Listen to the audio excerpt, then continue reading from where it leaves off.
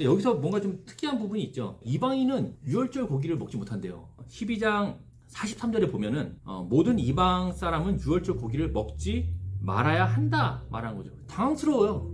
왜냐면 우리도 이방인이거든요. 우리는 유대인이 아니란 말이죠.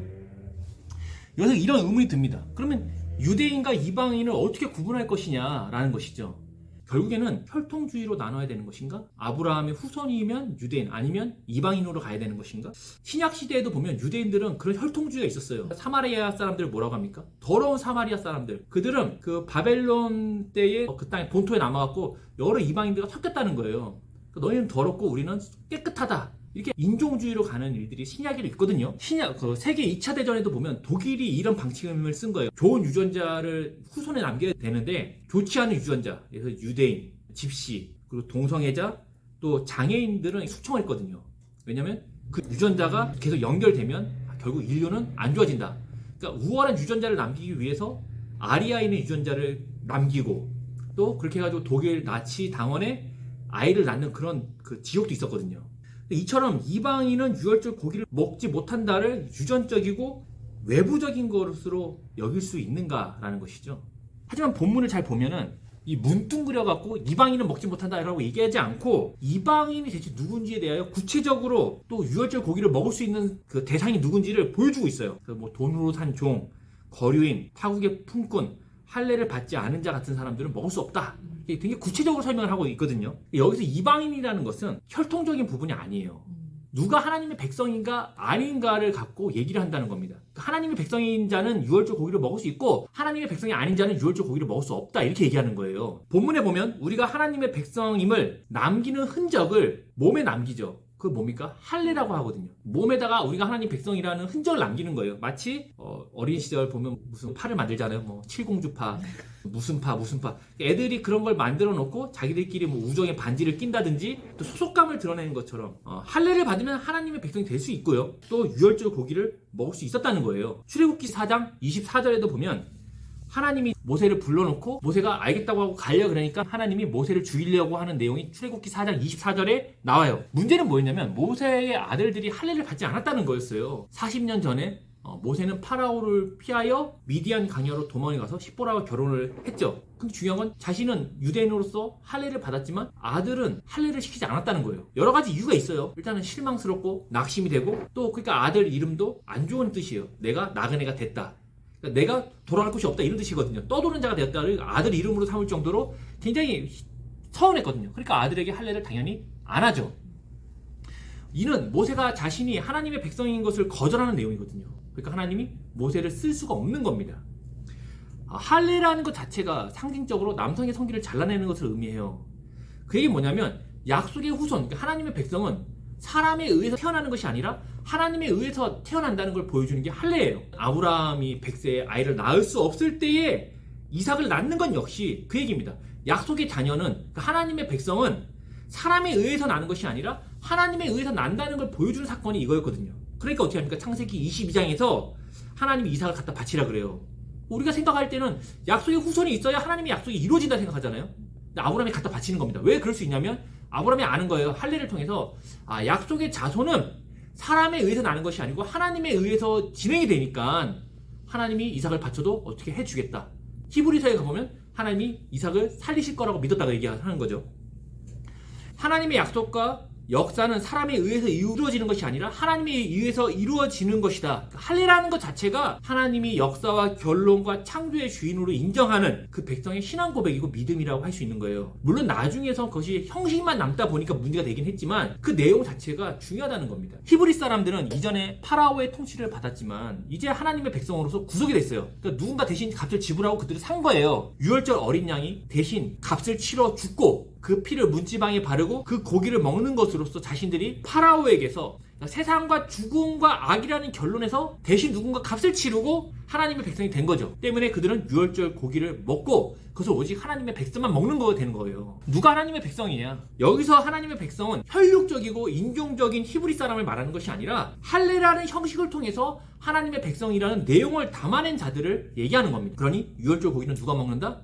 할례를 받은 자가 먹을 수 있다는 얘기를 하는 거예요. 그러니까 이거를 약간 율법적으로 생각해가지고 할례를 받으면 먹고 이렇게 생각하는 것도 아닙니다. 그 가정을 대신하여 죽음으로써 사망의 값을 지불하고 하나님의 백성으로 만들어내는 이 대신 죽음의 예표는 예수 그리스도에 의해서 그 실체가 드러나고 예수님의 살과 피를 먹는 성찬식으로 대치가 되거든요. 지금 이게 연결됐죠? 네. 그러니까 우리가 지금은 유월절을 안 지키는 거예요. 성찬식을 하는 거죠. 왜? 예수님이 유월절 어린 양으로서 실체로 드러나 죽었고 그 살과 피를 먹는 것이 동일하다는 거죠. 성찬식을 하는 겁니다.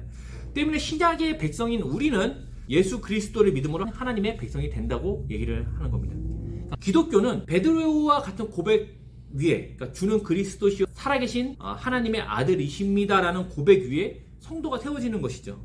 그 예수를 그리스도를 믿음으로 구원을 받는 종교거든요. 때때로 그래서 이런 질문을 하는 분들이 있어요. 그리고 예수 이후에 사람들이 믿음으로 구원을 받는다면 예수 전의 사람들, 그러니까 구약의 사람들은 구원을 못 받는 거냐? 우리의 이순신 장군은 어떡할 것이며 우리 삼국시대 고려 조상들은 어떡할 것이냐 같은 질문들이 나오는 겁니다. 그런 신을 우리가 어떻게 믿겠냐는 것이죠. 구원에 대한 오해 때문인 것 같아요. 그러니까 우리가 구원이라고 생각하면 뭐죠? 죽어서 천국 가는 거죠. 그러니까 사람들이 구원에 대해서 오해하는 게 뭐냐면 뭔가 여기를 탈피하여 그지 같은 세상을 벗어나요 홀리하고 좋은 세상으로 가는 것들을 구원이라 생각한다는 거예요. 사도행전에 나타나는 제자들의 증거의 내용들은 사도행전 1장 22절과 2장 32절, 3장 15절, 4장 33절, 5장 31절 대표적으로 이 정도만 봐서는 예수를 믿고 어떤 곳으로 가는 것이 복음의 내용이 아니라 예수의 부활이 그 증언의 내용이었거든요.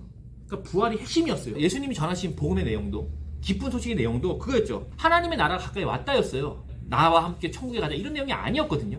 하나님 나라가 도래했다 이 땅에 이런 내용이었습니다. 그 나라는 왕국이죠. 하나님의 왕국은 하나님의 왕 되심과 주인 되심과 통치하심과 같은 말이죠. 그러니까 하나님의 통치가 이 땅에 임한다는 얘기를 하는 거죠. 그것이 뭐냐면 구원이고 기쁜 소식이고 복음이었다는 거예요. 이사야 52장 7절 말씀 보시면 얘기합니다. 반가워라 기쁜 소식을 안고 산 등성이를 달려오는 저 발길이여 평화가 왔다고 외치며 희소식을 전하는구나. 구원이 이르렀다고 외치며 너희 하나님께서 왕권을 잡으셨다고 시온을 향하여 이른다. 여기서 말하는 기쁜 소식, 희소식 또 구원의 내용이 뭡니까? 하나님께서 왕권을 잡으셨다는 거죠. 하나님이 통치하신다는 겁니다. 어디서? 여기서 말이죠. 저 하늘에서가 아니라 이 땅에 하나님이 통치가 임한 것이 그들의 기쁜 소식이라고 얘기를 하는 거죠. 그것이 뭐다? 구원이라는 얘기를 구약의 선지자들이 하고 있는 거예요. 그러니까 구원, 기쁜 소식이라는 건 하나님의 백성이 되고 하나님의 통치를 받는 자들이 되었다는 것이 구원의 핵심 내용이라는 겁니다. 구약의 백성들도 하나님의 백성이었죠. 파라오에게 이스라엘을 맡겨두심으로써 75명이었던 이들이 200만 명이 됐죠. 200만으로 숫자가 늘어나니까 파라오가 그들을 어떻게 합니까? 자기 소유로 삼는 거예요. 왜? 경제력이니까. 마치 석유와 같이 그들을 노동으로 삼아서 건물을 지을 수 있으니까요. 농사도 짓고. 그러니까 자신의 것이라 주장을 할 때에 하나님이 뭐라고 하냐면 얘네들은 내 백성이다라고 얘기하는 게 출애굽 사건이거든요. 그렇게 하나님의 백성이 된 자들이 하나님의 백성이라는 내용을 할례와 유월절과 그 이후에 율법과 안식일과 성전이라는 형식으로 담아내고 있는 것뿐이에요. 그리고 신약에서 예수님이 얘기하죠. 자신이 곧 누구다? 실체라는 거예요. 자기가 유월절 어린 양이라고 얘기하시고 또 생명의 떡이요 안식일의 주인이요 새로운 성전 3일 만에 부시고 일어나는 성전이라고 자기를 말씀하시거든요. 그게 뭐냐면 그동안 너희가 형식으로 담았던 모든 내용들의 실체가 닭이라는 거예요.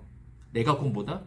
메시아라는 얘기를 한 거거든요. 그러니까 예수님 이후에는 그래서 성전에서 모일 필요가 없었고 유월절 어린 양을 먹을 필요가 없었고 다 이랬던 거예요. 왜? 예수님 그것을 완성하시니까. 구약의 백성들도 하나님의 백성이 됨으로 구원을 받을 수 있었다는 얘기를 하는 겁니다. 오늘 본문에 보면 거류민, 타국의 품꾼들, 이방 사람들, 종으로 산 종들도 이방인이 아니에요. 하나님의 백성이 될 수 있었다니까요. 출애굽 때 나왔던 수많은 잡족들 그리고 400년 동안 이집트에 있으면서 자신이 유대인인지 이집트 사람인지 구분을 못했던 그 많은 이들도 할례와 유월절의 대속으로서 하나님 백성이라는 내용을 담아낸다는 겁니다. 그러니까 그들은 곧 뭐다? 하나님의 백성인 거예요. 그러니까 광야를 떠돌던 이스라엘 백성들 보면 말 안 됐잖아요. 그 사람들 하나님의 백성이냐? 하나님의 백성이라니까요. 그럼 그들은 구원 받았냐? 하나님의 백성이 되면 구원 받은 거잖아요. 우리는 근데 계속 물어보는 겁니다. 천국에 갔냐? 그도 죽어서 지옥 갔냐? 예수님의 구원의 역사와 그 하나님 약속의 완성과 결론으로 오시기 전에도 하나님의 백성은 있었고요. 그들은 다 구원을 받은 자입니다. 왜? 하나님의 백성이 되었으니까요. 파라오의 백성이 아니라 하나님의 백성이 되었으니까요. 하나님은요 모든 사람을 구원하기를 원하시는 분이에요. 하나님은 긍휼이 많은 분이고 노하기를 더디하시고 인자를 베푸시기를 천대까지 하시는 분이거든요. 사람들은 계속 뭘 나누고 싶어요. 예수를 믿으면 구원, 안 믿으면 지옥. 뭐 아브라함의 혈통이면 유대인, 아니면 이방인. 하나님은 그렇지 않다는 거예요. 하나님은 모든 창조의 주인이잖아요. 우리가 아이가 한 5명쯤 있다고 생각해보면 그 아이가 5명쯤 있으면 이상한 애들이 있단 말이에요. 두 명 세 명 편을 가르기를 하고 서로 이간질을 하고 어떤 애는 부모 말을 잘 듣지만 어떤 애는 부모 말을 안 들어요. 근데 부모 마음은 어떠죠? 다섯 명이 다 잘 됐으면 좋겠는 거죠. 너는 말을 잘 듣고 편 가르기를 안 하니까 잘 되고 니는 나쁜 놈 자식 망해라 이렇게 생각하지 않는다는 거예요. 왜? 다 부모의 토유이기 때문에 다 잘 됐으면 좋겠다는 거죠. 하나님의 마음이 그와 같다는 겁니다. 이 말은 예수를 믿지 않아도 하나님의 백성이 된다 이런 뜻을 말하는 거나 만인이 구원을 받는다 이런 얘기를 하는 것이 아니라 하나님의 마음이 그렇다는 거예요. 그러니까 하나님은 이 일에 사람과 동역을 하시죠. 사람을 통해서 하나님이 하나님의 백성을 찾아내는 일들을 계속 하신다는 거예요. 그러니까 우리가 매일 하나님의 백성으로서의 삶을 살고 또 그리스도의 향기가 되며 예수 그리스도를 증거하는 삶을 그래서 사는 것입니다. 기계적으로 말고 그냥 삶에서 자연스럽게 말이죠. 남가주 바이샘교회가 사실 작은 단위고 이렇게 모이지만은 선교사를 후원하잖아요. 저희가 탄자니아 선교사님을 매달 정말 크게 후원합니다. 그 이유는 그거예요. 하나님이 모든 사람을 구원하기 원하시잖아요. 그 일을 어쨌든 풀타임으로 타역하는 선교사와 동역하는 거는 당연히 교회 모임으로서 당연한 것이죠. 이방 사람들과 유대인의 구분은요, 혈육이 있지 않았어요. 그가 하나님의 백성이 되었는가? 있었다는 것이죠. 하나님이 창조의 주인으로서 우리를 통치하심. 파라오가 아니라 이집트와 바벨론과 가나안의 그런 강대국들이 아니라 곡물이나 어떤 그 물질이 아니라 하나님이 주인이십니다를 고백하는 그들이 곧 유월절 어린 양에 참여할 수 있었고 그들이 하나님의 백성이었다는 겁니다. 그 내용을 형식으로 담아하는 것이 할례 그리고 유월절 어린 양이었다는 것이죠. 그래서 결국에는 구약에 있는 백성들, 예수님 전에 있던 구약의 백성들도 구원을 받은 겁니다. 출애굽기 15장의 내용을 보면 홍해를 건너서 이집트로부터 완전히 벗어난 이스라엘 백성들의 찬송이 내용이 출애굽기 15장 내용이에요. 14장에서 홍해를 가르고 이스라엘 백성이 건너게 되는데 이 사건은 출애굽 사건이 의미하는 구원의 의미가 무엇인지를 설명하는 거예요. 자, 14장 21절 22절 한번 읽어주시겠어요? 모세가 바다 위로 손을 내밀매 여호와께서 큰 동풍이 밤새도록 바닷물을 물러가게 하시니 물이 갈라져 바다가 마른 땅이 된지라. 이스라엘 자손이 바다 가운데를 육지로 걸어가고 물은 그들의 좌우에 벽이 되니. 네, 20절 한번 읽어주시겠어요? 애굽 진과 이스라엘 진 사이에 이르러 서니 저쪽에는 구름과 흑암이 있고 이쪽에는 밤이 밝음으로 밤새도록 저쪽이 이쪽에 가까이 못하였더라. 애굽 진과 이스라엘 진 사이에 이르러 서니 저쪽에는 구름과 흑암이 있고 이쪽에는 밤이 밝음으로 밤새도록 저쪽에서 이쪽으로 건너오지 못하게 하셨거든요. 그러고 나서 모세가 바다 위에 손을 내미니까 하나님이 큰 동풍, 바람을 일으켜갖고 물이 갈라지게 하셨던 거죠. 그러니까 바다가 그냥 쫙 갈라진 게 아니고 바람이 한참 동안 불어갖고 벽을 세운 거예요. 그리고 그 땅이 마른 거죠. 이스라엘은 홍해가 갈라져 가운데 난 길로 건너고 쫓아오던 이집트 병사들은 물에 함몰돼서 죽거든요. 이런 사건은 하나님이 행하시는 구원이 어떤 의미를 가지는가를 보여주기 위해서 사용이 됐다는 거예요. 이렇게 동풍이 불어갖고 물이 갈라지는 것보다 직접 무리를 걸어서 건너하신다거나 아니면 대형 선박을 하나님이 준비하셔갖고 거기를 타고 건널 수도 있잖아요. 그런데 보면 이집트와 이스라엘의 진 사이를 구분하여 여기는 흑암이 있고 여기는 밝음이 있게 하시고 또 바다를 또 갈라지게 하는 그 바람까지 일으켜갖고 시간을 허비하시며 효율성이 떨어지는 일들을 한다는 겁니다. 그냥 심플하게 그냥 무리를 걸어서 건너는 게 제일 좋잖아요. 이런 내용들은 뭐냐면 하나님이 행하시는 구원의 내용들을 지금 보여주는 거예요. 비효율적이고 무식한 게 아니라 이 홍해 도하에 사용된 단어들이 어디에 나오냐면 창세기 1장에 나오거든요. 자, 보면 1장 1절에 보면 태초에 하나님이 천지를 창조했다 라고 얘기하죠. 그러면서 2절에 보면 땅이 혼돈과 공허와 흑암이 깊음 위에 있고 하나님의 영이 수면 위를 운행했다 얘기하죠. 3절에 보면 하나님이 빛이 있으라 하시니 그리고 9절에 보면 물을 한 곳에 모르시고 묻지 땅이 드러나게 하시니 이렇게 얘기하거든요. 그러니까 2절에서 하나님의 창조는 유에서 물을 창조하는 것들을 보여줬다면 3절 이하에서는 하나님이 창조하신 세계에 그러니까 무에서 유를 창조하신 세계의 질서와 가치와 내용을 담아내는 것을 보여주고 있는 거예요. 이게 바로 창조입니다. 창조는 뭔가 생기는 것뿐 아니라 그 생긴 것에 내용을 채워줘야 돼요. 가치를 부여하고 그와 같이 홍해라는 바다를 나누어 땅을 내고 그 땅을 건넌 이스라엘이 이 창조 사역과 동일한 개념으로서 새롭게 무에서 유로 창조된 것과 동시에 뭐냐면 끝이 아니라 혼돈과 무질서에서 질서와 가치로서의 구원이라는 것을 우리가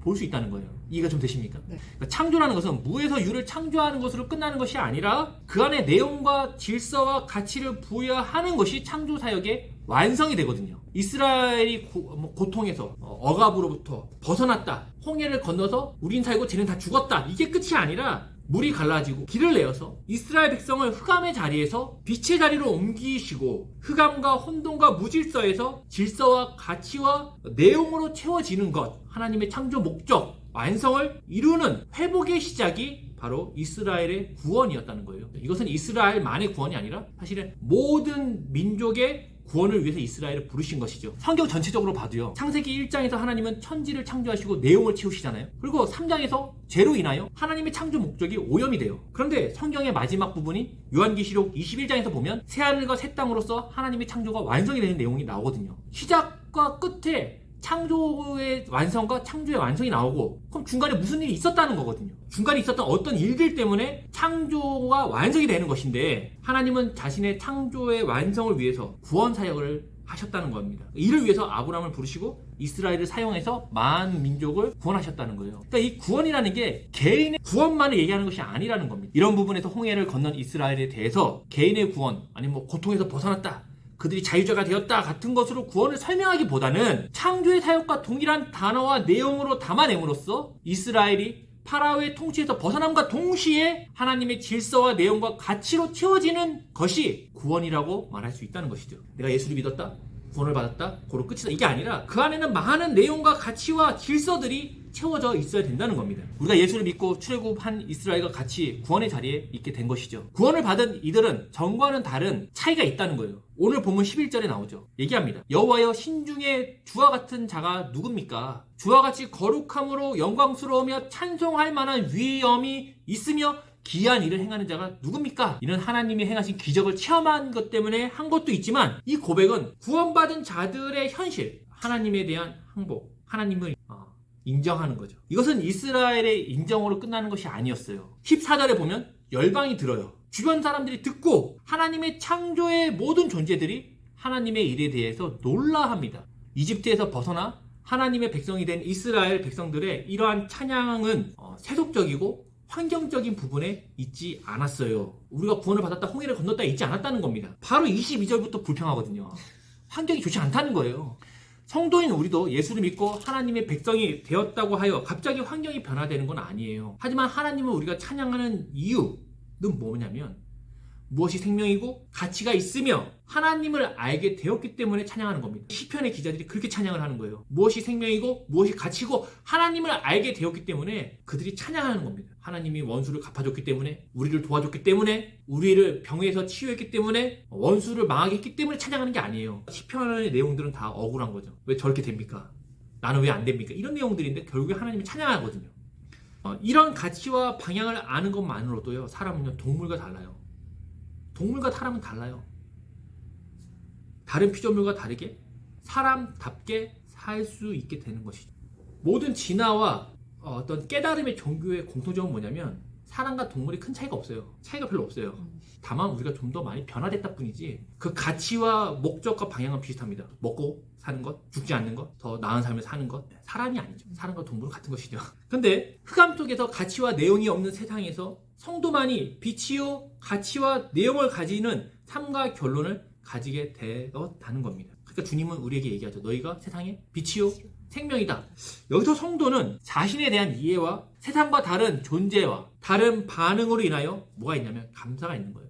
신약 성경에 보면 항상 뭐 얘기합니까? 범사에 감사해라, 하나님 아버지께 감사하라, 이런 내용들이 나오는 것은 정신 나간 것처럼 환경이 좋지 않음에도 불구하고 이를 악물고 참아내고 감사에 막 뭘 찾아내려고 하는 정신승리가 아닌 거죠. 성도는 창조의 때에 하나님이 만드신 목적에 따라 인간답게 살 수 있기 때문에 감사하는 겁니다. 환경의 어려움이 성도를 넘어뜨린 게 아니에요. 하나님이 역사와 결론의 주인이심을 믿지 못함으로 인하여, 또 하나님의 인도함으로 뭔가 설명하고 싶어 하기 때문에, 또 하나님이 무식해 보이고 내가 지혜로워 보임으로써 세상과 동일한 가치와 생각과 행위를 할 때에 성도들이 넘어지는 겁니다. 15장의 찬양은 성도는 새로운 피조물이며 동시에 생명과 가치와 내용을 담은 자들로서 어려움 또는 잘 안 되는 환경과 다양한 관계 속에서 세상과 다른 반응을 나타냄으로써 어떻게 하냐면 우리뿐 아니라 우리가 받은 구원과 하나님의 백성된 삶을 주변 사람들이 어떻게 알아보더라는 겁니다.